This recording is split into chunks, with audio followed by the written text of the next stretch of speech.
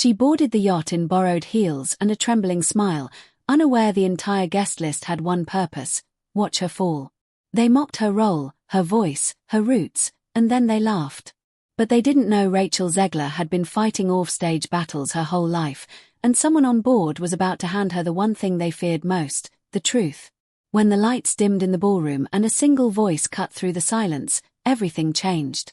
But what did she whisper that made the billionaire turn white as the dress she once wore? Would you still laugh at Snow White if she owned the mirror? The sun spilled gold across the shimmering waters of the Amalfi Coast as a sleek, 300-foot mega-yacht bobbed gently offshore, its chrome hull glinting like a promise.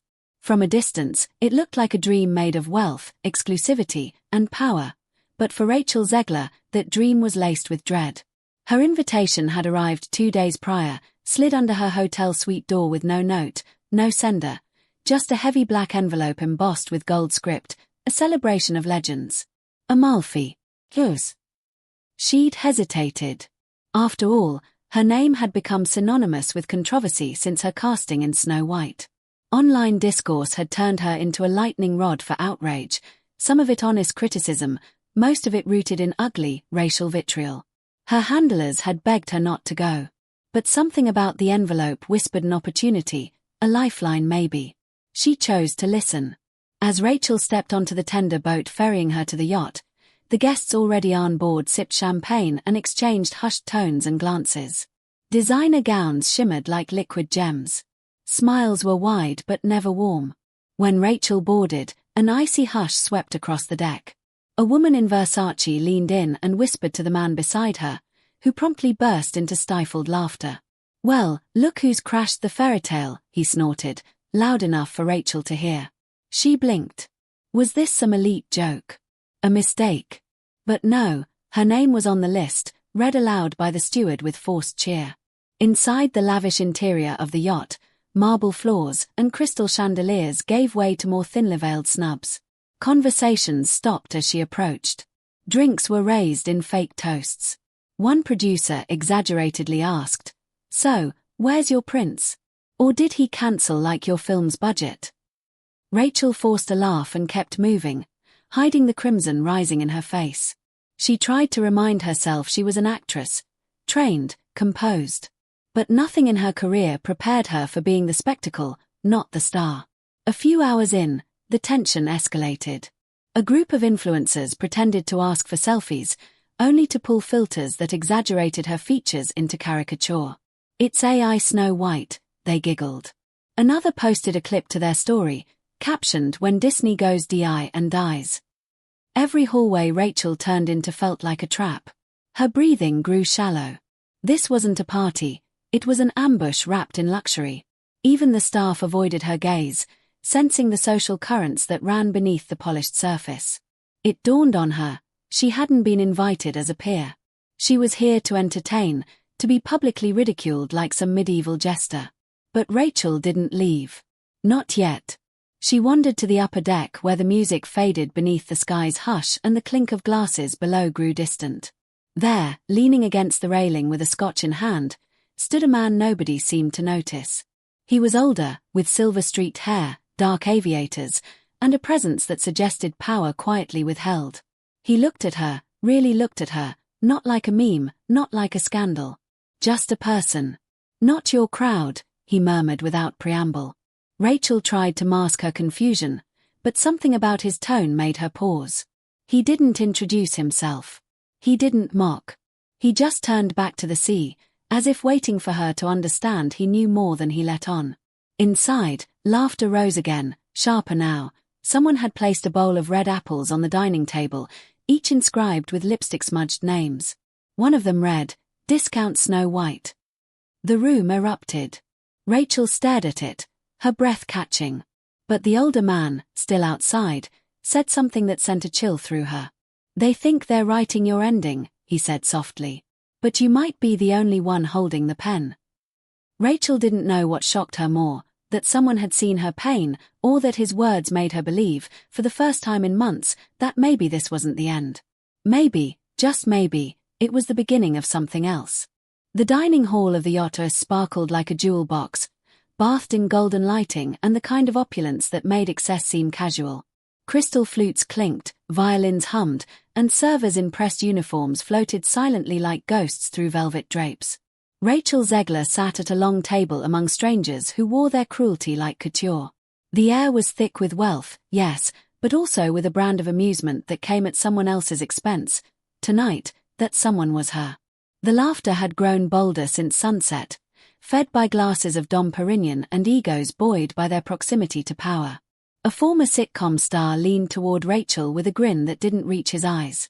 "So, Rachel," he drawled, "did you have to audition for Snow White, or did Disney just spin a wheel labeled diversity?" A few at the table gasped, but more chuckled.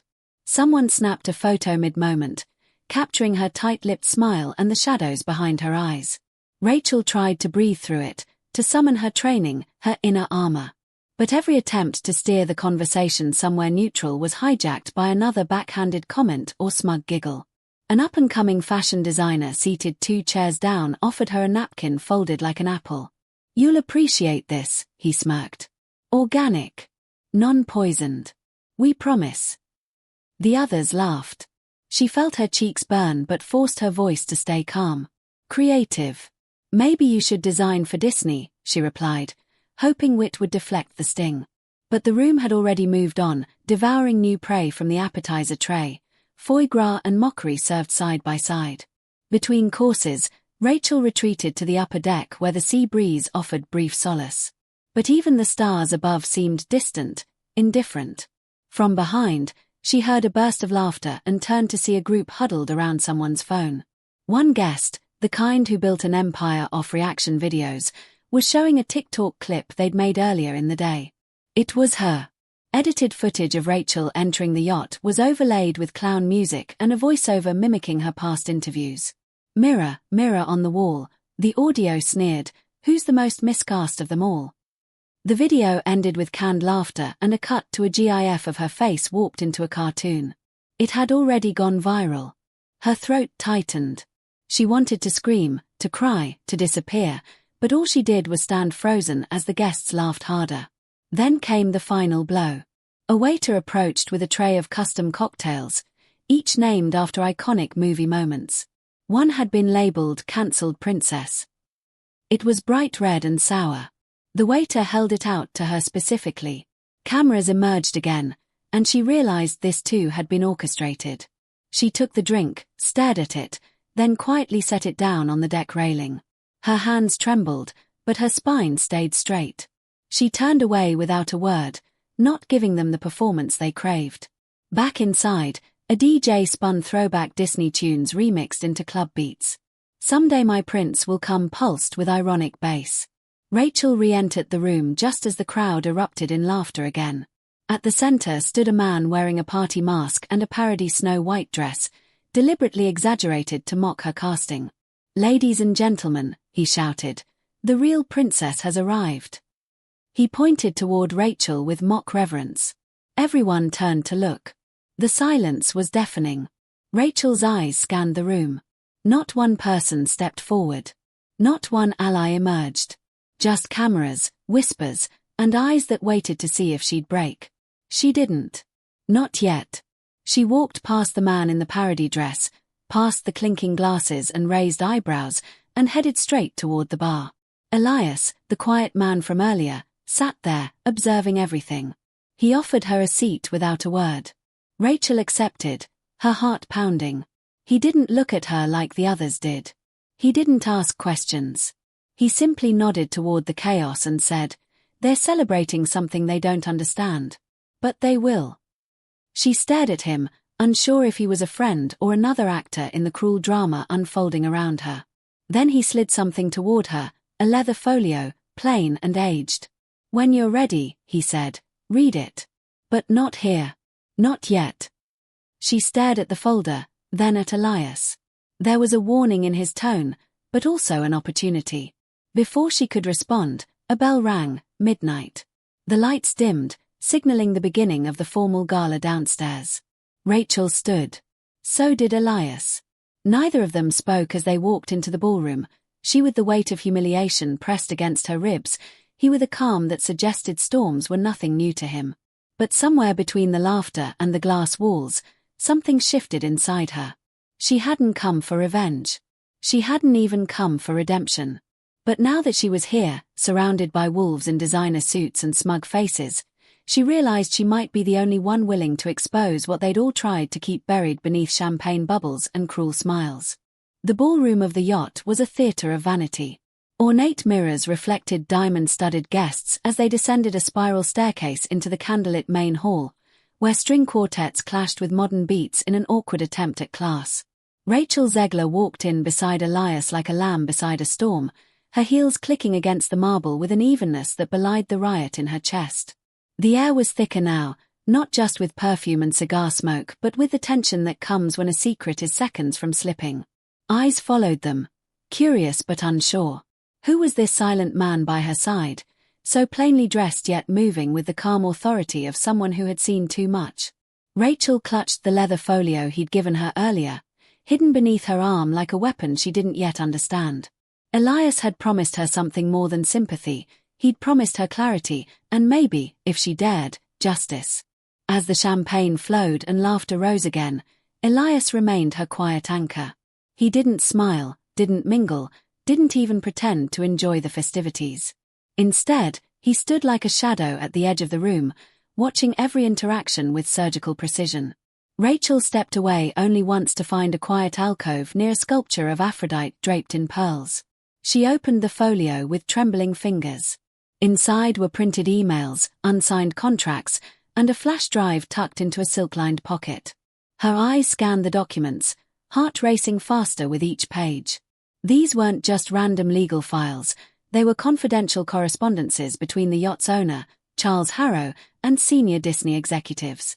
The language was casual, almost smug, and it confirmed everything she feared. Her casting in Snow White had been compromised from the inside.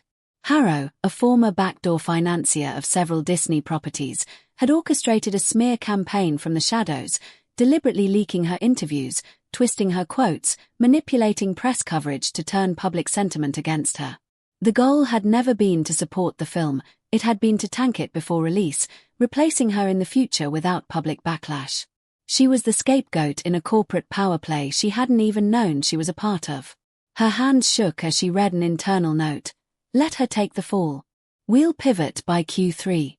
The public needs a villain. Her name was circled. Rachel's breath caught in her throat, and her knees nearly buckled. Every mocking headline, every viral tweet, every targeted meme, it had all been seeded by men who'd never met her but had decided she was disposable. And now she was trapped on a yacht surrounded by those who had bought the lie wholesale. She closed the folio, her knuckles white. Elias appeared beside her again, as if summoned by her fury. You see it now, he said quietly. This wasn't just cruelty, it was strategy. Rachel turned to him, eyes wide with disbelief. Why me? She whispered. Elias's face hardened. Because you were too vocal, too different, too unwilling to be their puppet. And because you were right, about everything. They moved to the back deck, away from the crowd, where the waves lapped against the hull like whispers. Elias finally opened up. He had once been Harrow's fixer, paid handsomely to cover scandals, bury contracts, and silence whistleblowers. But after a personal tragedy involving a young actress manipulated into ruin, Elias walked away, taking with him a cache of secrets no one knew existed. He'd been watching Harrow ever since, waiting for the moment to strike. When he saw Rachel on the guest list for this event, an event Harrow had privately called the cleansing, he knew it was time. They didn't invite you to humiliate you, he said, voice like gravel. They invited you to erase you, Rachel. But you don't have to let them. Inside, the gala hit its crescendo. Harrow himself stood at the center, raising a glass in faux gratitude to the many visionaries who had made Disney's latest chapter possible. Cameras flashed. Applause echoed. Rachel stared at him through the glass, her heart hammering. This man, silver-haired, immaculately tailored, was the architect of her downfall, smiling like a god among mortals. She felt rage bloom like wildfire. But Elias placed a hand on her shoulder. Not yet, he warned. Timing is everything. When the music stops, that's when you speak. And make sure they all hear you. Rachel returned to the ballroom as a new song began, this one slower, more orchestral. She didn't speak. Not yet. She watched. She listened. She memorized the faces of those who had laughed at her pain and toasted her downfall. The documents pressed against her chest like a defibrillator, bringing her back to life with every beat. This wasn't about Snow White anymore. It wasn't about a film or a meme or a misquote. It was about the kind of truth that shattered illusions, and Rachel Zegler was finally ready to be heard. But as she scanned the room, a new fear crept in. What would happen when these people, so protected, so privileged, felt the ground shift beneath them? What were they capable of when cornered? The chandeliers began to dim, signaling the approach of midnight. Elias gave her a slight nod. It was almost time. As midnight approached, the atmosphere aboard the Yacht took on a ceremonial hush, the kind that signaled something staged was about to unfold. Rachel stood alone at the edge of the ballroom, watching guests drift into their seats like smug spectators at a coronation. The lights dimmed further, revealing a spotlighted podium where Charles Harrow now stood with a glass of vintage Bordeaux in one hand and a knowing smirk on his face. He welcomed them with the practiced cadence of a man who'd spent decades mastering the art of manipulation. "Tonight, we celebrate vision, resilience, and the magic of reinvention," he said, glancing at Rachel for a fraction of a second, his voice oozing with double meaning. The crowd responded with polite applause, unaware, or perhaps willfully ignorant, of the undercurrents thrumming through the room. Rachel's heart pounded in time with the ambient bass, each beat reminding her she held the matchbook to a very expensive illusion. Back in the private gallery above the ballroom, Elias leaned over the glass railing, eyes trained on the crowd. Rachel had spent the last 2 hours reading the rest of the documents, her disbelief turning to fury and then into focus. The folder detailed internal memos, payment trails, and orchestrated PR sabotage spanning more than 2 years. It wasn't just her they had sabotaged. Other actresses had faced similar fates, their reputations quietly dismantled by the same group of men who now sip champagne below. Harrow and his partners had operated like a cabal, shifting narratives to protect profits, offering actresses roles only to weaponize their public images later. A pattern emerged, replacing women of color after media pushback, seeding fake leaks, and then distancing themselves publicly under the guise of creative differences. Rachel had been next in line, her casting turned into a spectacle, her interviews deliberately twisted, her success story poisoned from within. But the folder also contained something more damning, an unsigned contract between Harrow and a hedge fund interested in acquiring partial stake in the studio. The deal was contingent on Snow White's failure. The film's collapse would allow the hedge fund to swoop in during the chaos, buying low and rebranding the property under their influence. Rachel wasn't just collateral, she was currency, a calculated loss in a larger game. Her outrage deepened when she saw her likeness circled in a presentation slide, labeled instability risk alongside fabricated social media projections. "This isn't just betrayal," she muttered to Elias. "It's corporate assassination." Elias nodded grimly. "And you have the power to stop it, but you need to decide whether to burn them publicly or bury them privately with leverage." It was a real choice. If she went public tonight, she would disrupt the entire gala, possibly ruin careers, and ignite a firestorm. But if she stayed silent and negotiated privately using the evidence, she could regain control of her career, quietly, securely, strategically. The temptation to destroy them in front of their sycophants was immense, but Elias warned her of the cost. "They won't go down quietly," he said. "If you humiliate them in front of this crowd, they'll retaliate in ways you can't yet imagine." Rachel looked at the faces around her. Influencers, studio execs, journalists, all of them either complicit or indifferent. She was tired of being polite, of walking away, of cleaning up the mess others had made.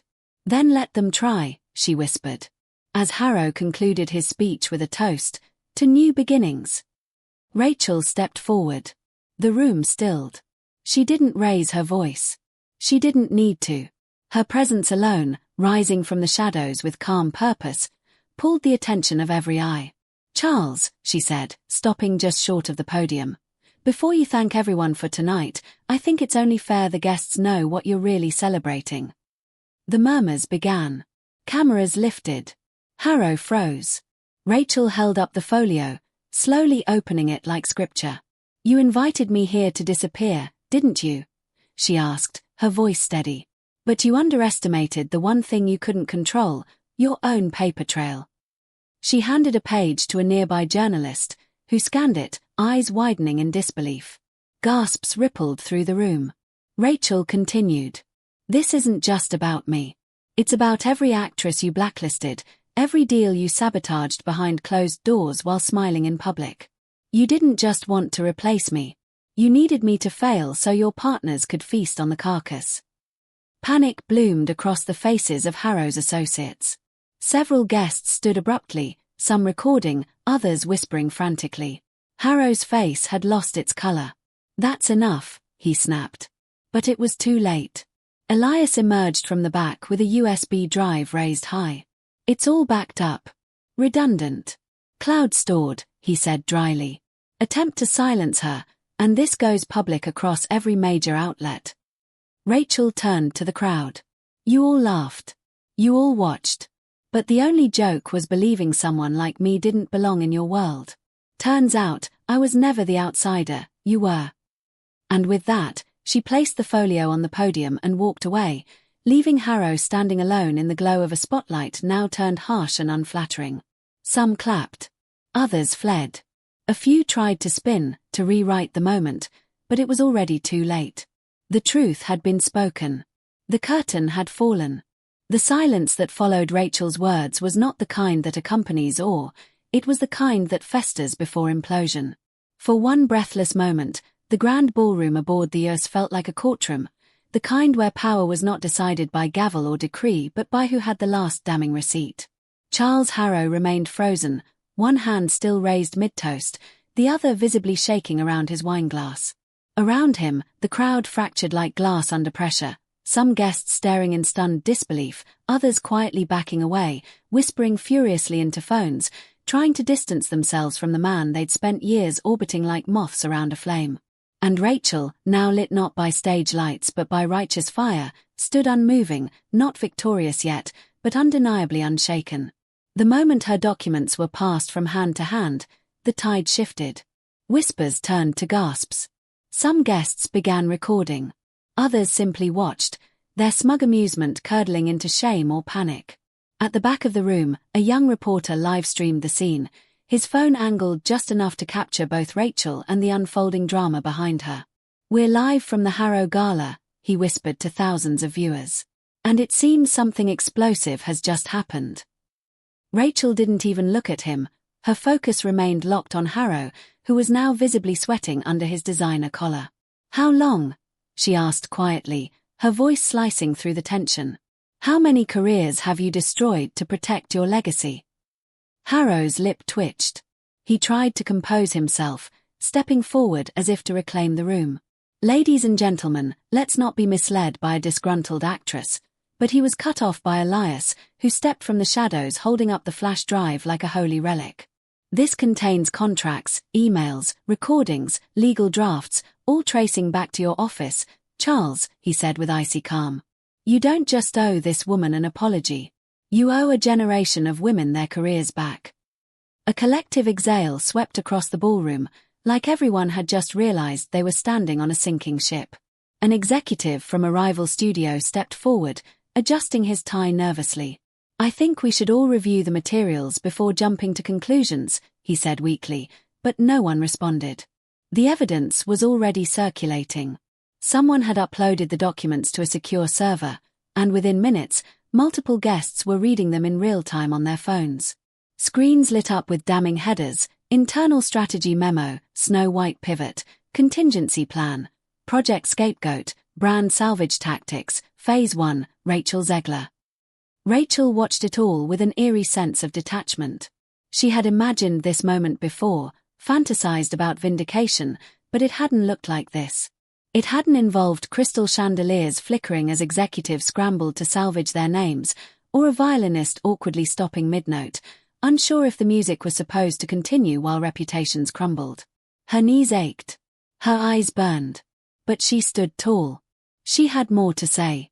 This was never about being cast as Snow White, she said slowly.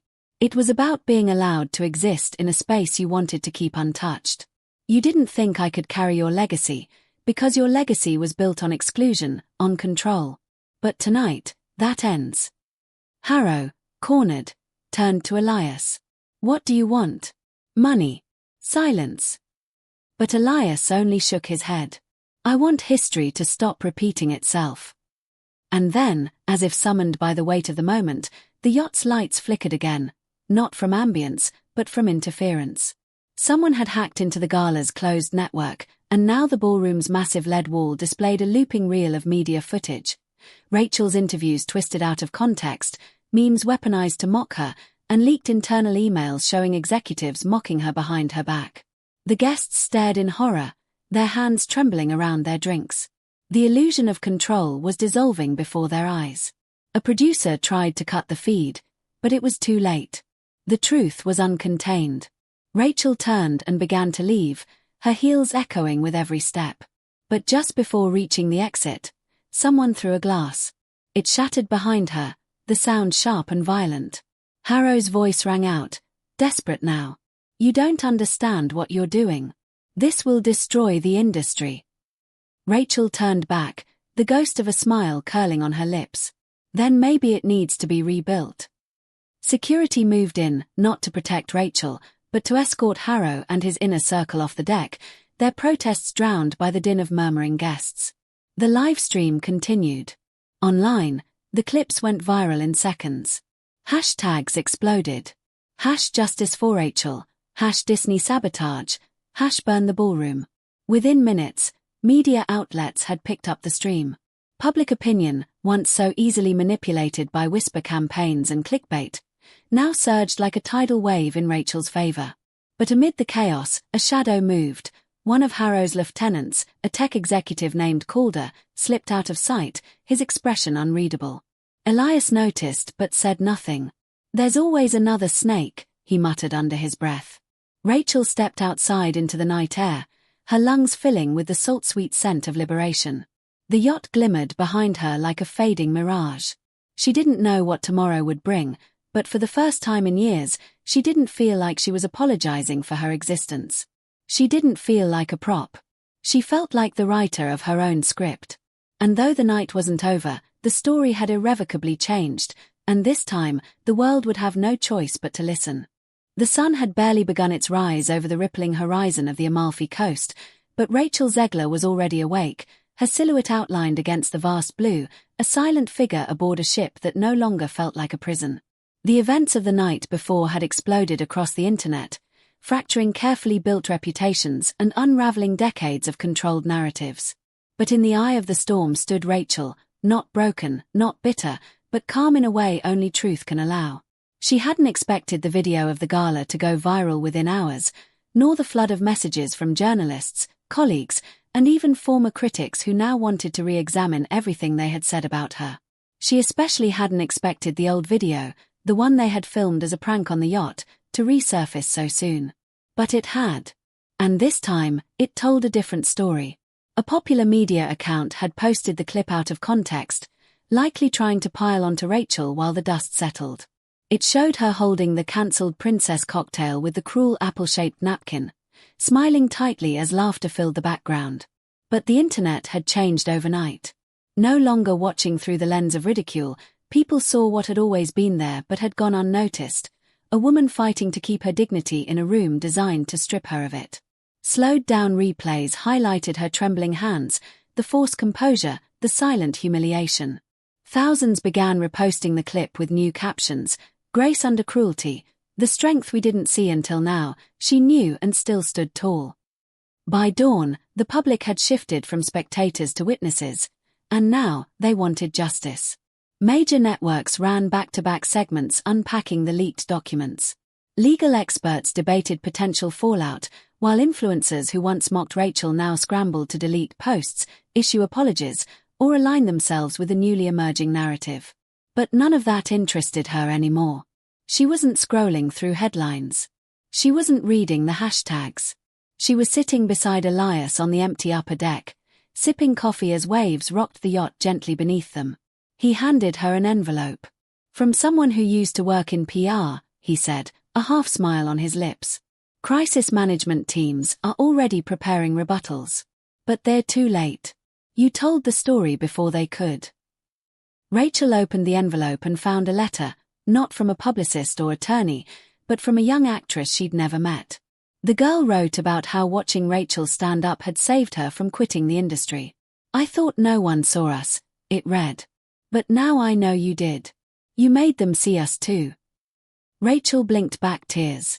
It was the kind of letter that reminded her why she started acting in the first place, not for red carpets or studio deals, but for the chance to tell stories that mattered. Stories that made people feel seen. It had never been about Snow White. That role, that moment, had simply been the mirror through which the world revealed itself. Who they accepted, who they rejected, and who they tried to erase. But Rachel hadn't disappeared. She had endured. She had outlasted the smear campaigns, the late-night mockery, the boardroom schemes, and the social media trials. And in doing so, she had become more than the sum of her misrepresented parts. Later that morning, a black SUV waited for her at the dock. As she stepped onto solid ground, a small group of reporters approached cautiously. One asked, "Rachel, what's your next move?" She paused, then smiled, not the rehearsed Hollywood kind, but something softer, deeper. "To live," she said simply. "On my own terms." The cameras flashed, but none of it fazed her. For the first time in a long while, the lenses weren't aimed to dissect, they were bearing witness. Still, Rachel knew this wasn't the end. The powerful men behind the smear campaign might have been publicly humiliated, but their reach was long, their wealth infinite, their tactics adaptable. And then there was Calder, the tech executive who had vanished into the night without a trace. No public statement. No leaked documents. Just silence. That unsettled her more than any headline. But she couldn't live in fear of the shadows anymore. There would always be those who tried to rewrite her story. What mattered was that she now held the pen. She was already in quiet talks with an independent studio about producing a film based on her experience, not out of revenge, but out of responsibility. To reclaim the narrative. To show what happened when the masks of the powerful slipped and someone dared to speak in the silence that followed. But that wasn't all. She was also funding a scholarship program for young actresses of color, using some of the settlement money the studio had discreetly offered to keep things quiet. She took the money, but not the silence. In the end, it wasn't the confrontation that defined Rachel's story. It was what she did after. Not with rage, but with resilience. Not with vengeance, but with vision. What the world discovered about Rachel Zegler wasn't just that she'd been wronged, it was that she refused to let that wrong become her identity. She transformed it into a torch. And while some still clung to their narratives of who she was or wasn't, it didn't matter. Because the story had changed. The real one had just begun.